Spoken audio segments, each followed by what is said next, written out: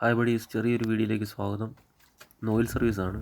ഇതാണ് ഇതിൻ്റെ ഒരു അണ്ടർ കവറാണ്. ഇത് ഊരി അതിൻ്റെ ഡ്രെയിനിട്ട് അതേ അടിഭാഗത്തായിട്ട് വരുന്നുണ്ട്. ഫിൽറ്ററാണ് കാണിക്കുന്നത്. അതിൻ്റെ അതേ ഭാഗത്ത് തന്നെ ഡ്രെയിനിട്ട് ഇത് ഞാൻ ഊരുകയാണ്. ഡ്രെയിനിട്ട്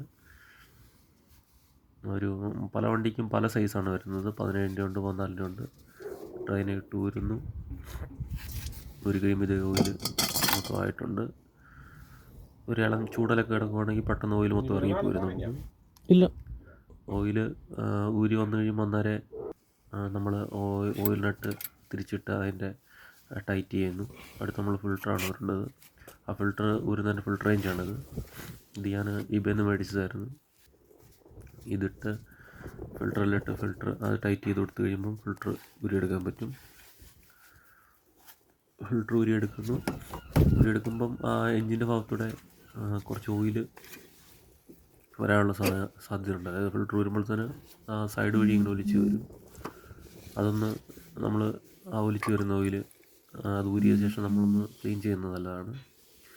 ക്ലീൻ ചെയ്ത് കഴിഞ്ഞ് പുതിയ ഫിൽറ്റർ അതിൻ്റെ അകത്ത് ഇച്ചിരി ഓയിൽ ഒഴിച്ച് അതിൻ്റെ ആ റബ്ബറിൽ ഓറിങ്ങിൽ ഇച്ചിരി ഓയിൽ തേച്ചിട്ട് കയറ്റിയിടുവാണ് ഏറ്റവും നല്ലതാണ്. കമ്പനിയൊക്കെ പറയുന്നത് നമ്മുടെ ഹാൻഡ് ടൈറ്റ് മതി എന്നാണ്. അത് മീഡിയം ടൈറ്റിൽ നമ്മൾ ടൈറ്റ് ചെയ്ത് വെക്കുക. അതിനുശേഷം നമ്മൾ ഓയിൽ ഒഴിക്കുകയാണ്. 5W30 ആണ് ഞാൻ ഇതിന് ഒഴിക്കുന്നത്. 3.5 ലിറ്റർ വേണം ഇതിന്. ഓയിൽ ഒഴിച്ചു കൊടുക്കുന്നു. ഒഴിച്ചു കൊടുത്തു കഴിഞ്ഞാൽ അതിൻ്റെ സ്റ്റിക്ക് നമ്മളെടുത്ത് നോക്കുവാണ്. അതിൽ ഡോട്ട് കാണാം, നമുക്ക് ഹൈയും ലോയും കാണാം. രണ്ടാമത്തെ ഡോട്ടിൽ കറക്റ്റായിട്ട് നിൽക്കുന്ന രീതിയിലാണ് നമ്മൾ ചെയ്ത് കൊടുക്കേണ്ടത്. ഓയിൽ നോക്കുന്ന സ്റ്റിക്ക് എപ്പോഴും നമ്മൾ താഴേക്ക് തന്നെ തിരിച്ച് പിടിക്കുക.